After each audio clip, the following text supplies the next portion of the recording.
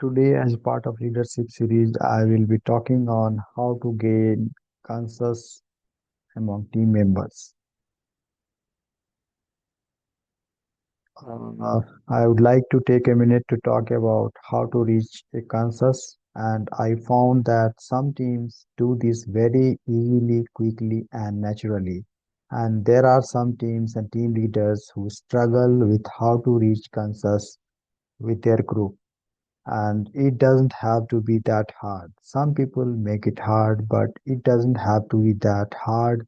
And let me suggest to you that there are two ways of thinking about that word, a theory of consensus, and I have run into consultants from academia who think about consensus is academic way, and when trying to apply that in a business setting, that can be somehow of a disaster, and their thought about Kansas is everybody must reach agreement. Everybody has to get there, and we have to talk about it.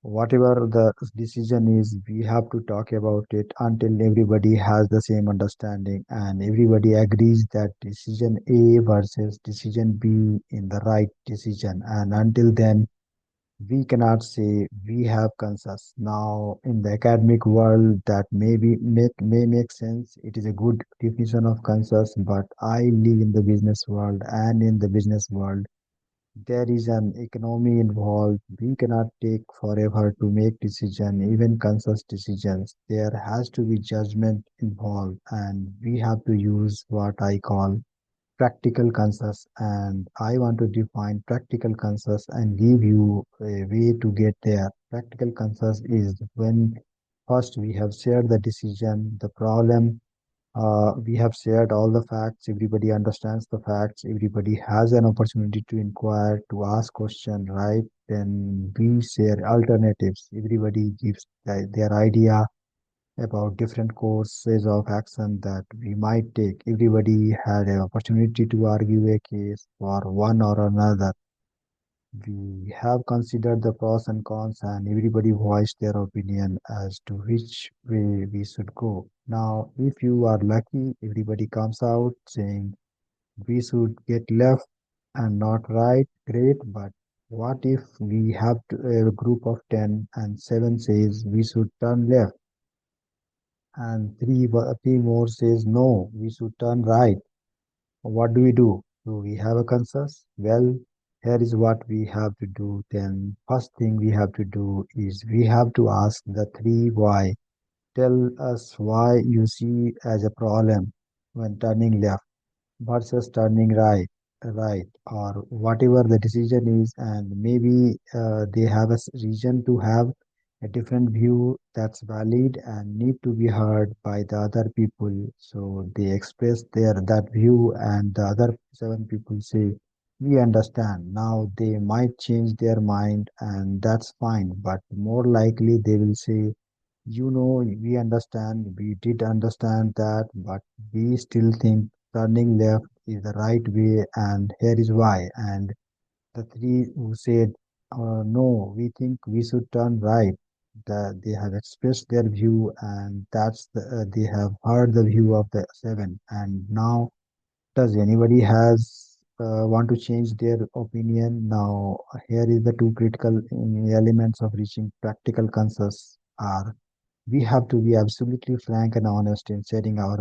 ideas, sharing what we think is right or wrong or so forth. But then the second, and this is the critical ingredient, and that is often lacking. And this is the basis of democracy. By the way, we have to be willing to sacrifice. We have to be willing to say that's not what I think is the best decision, and I'm willing to go with the group, right? And I'm willing to support what the group decision is. And if it were my own decision, I am going to support it enthusiastically. The moment I can do that, then we have the consensus.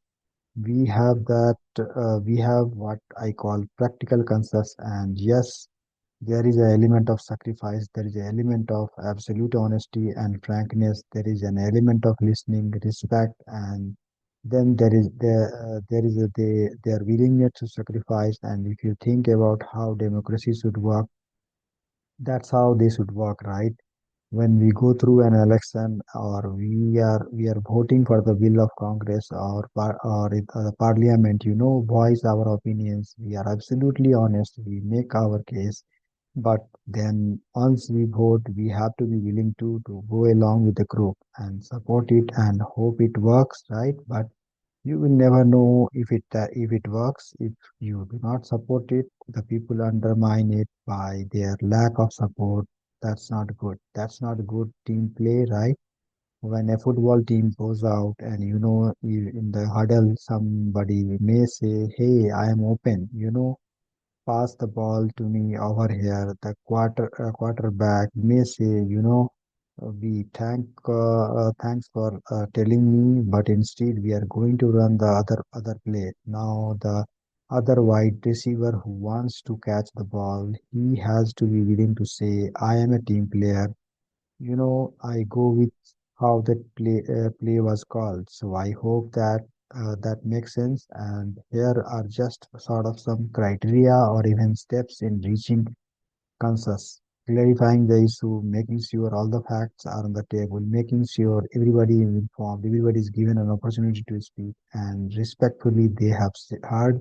All opinions are considered equitably, meaning that with equal voice. We do not just view the opinions as being greater merit because somebody more senior, somebody has a higher rank. The pros and cons are weighed, and then there is that willingness to sacrifice. Now, let me just share a very, very, very practical thing. I was working with a youth group in Europe, and they have these great long meetings where they would discuss things, and they had a lot of trouble reaching consensus.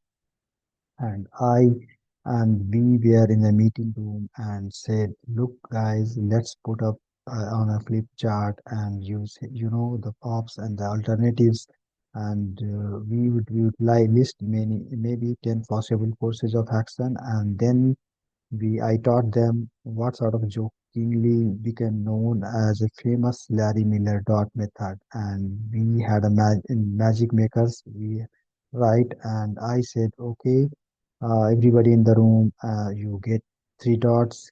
Get out of your seat. Take the magic marker. Don't cheat. You can only have three dots, and by the, let's say, 10 or 20 possible items, put your three favorites. Put dots by the three times three items that you think are the best decisions or the best course of action, whatever it is you are trying to reach consensus on." And it takes 10 minutes. They do that. It is a good exercise because they get the blood flowing. They get out of their seat, and then when you look at all the dots, it is usually became apparent that there are one or two, three favored course of action. And now sometimes you can do more than one course of action, right? So maybe we eliminate all but the top three vote getters is in there. And then we do it again and we say, "Okay, now everybody, you only get one dot," and you do it again and you come out with one that gets the highest vote. And you say, "Okay, is everybody willing to go along with that?" And having gone through the exercise and everybody having had their say, when people have their say and have been heard, they are usually willing to go along. So you do that, you have a consensus, and it can be very quick, and it's sort of practical way of getting there. I hope is that's helpful to you.